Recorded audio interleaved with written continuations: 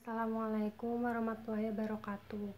Nama saya Ella Melinda, saya dari kelas 11 IPS 2. Di sini saya akan menjelaskan tentang merkantilisme. Yang pertama ada sejarah merkantilisme. Pada awal periode modern sekitar abad ke-16 sampai ke-18, ajaran ini sangat dominan diajarkan di seluruh sekolah Eropa. Kebijakan ini untuk pertama kalinya memicu intervensi suatu negara dalam mengatur perekonomiannya. Pada masa ini pula, sistem kapitalisme mulai lahir. Dalam melakukan kebijakannya, negara-negara Eropa ini melakukan banyak kebijakan seperti: 1. Mengenakan bea cukai masuk yang sangat tinggi. 2. Menciptakan koloni di luar negeri. 3. Melarang daerah koloni untuk melakukan perdagangan dengan negara lain. 4. Memonopoli pasar dengan produk pokok. 5. Melarang perdagangan untuk dibawa pulang dalam kapal asing dan lain-lain. Yang kedua ada latar belakang merkantilisme. Yang pertama, terbentuknya negara merdeka di Eropa seperti Inggris, Prancis, Jerman, Italia, dan Belanda. Kedua, negara bertujuan mensejahterakan rakyat, mempertahankan kedaulatan, dan menginginkan kebebasan. Ketiga, negara mampu bertahan jika kondisi ekonomi stabil dan kuat. Keempat, penetapan standar kekayaan suatu negara menggunakan logam mulia. Kelima, terbentuknya jalur perdagangan internasional dan penjelajahan wilayah baru.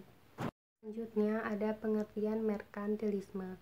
Merkantilisme adalah sebuah sistem atau teori ekonomi yang diterapkan di benua Eropa sekitar abad ke-16 sampai ke-18.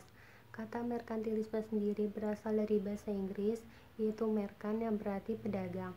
Sistem merkantilisme ini berupaya meningkatkan kekuatan ekonomi negara sendiri dengan cara melemahkan kekuatan ekonomi negara pesaing. Dapat dikatakan juga bahwa merkantilisme adalah sebuah sistem ekonomi yang menyatakan bahwa kesejahteraan suatu negara hanya ditentukan oleh banyaknya aset atau modal yang disimpan oleh negara tersebut, dan begitu pentingnya besarnya volume perdagangan global. Selanjutnya ada tujuan merkantilisme.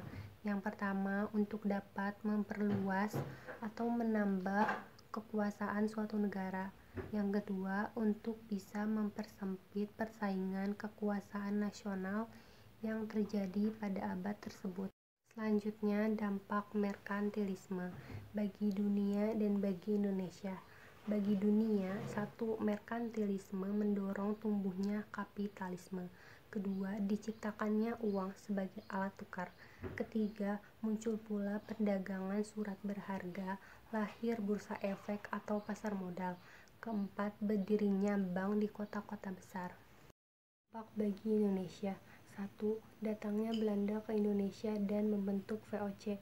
2. Raffles memberlakukan sistem sewa tanah. Ketiga, adanya sertifikasi sosial yang ditetapkan pemerintah Belanda. Sekian penjelasan dari saya, kurang lebihnya mohon maaf. Wassalamualaikum warahmatullahi wabarakatuh.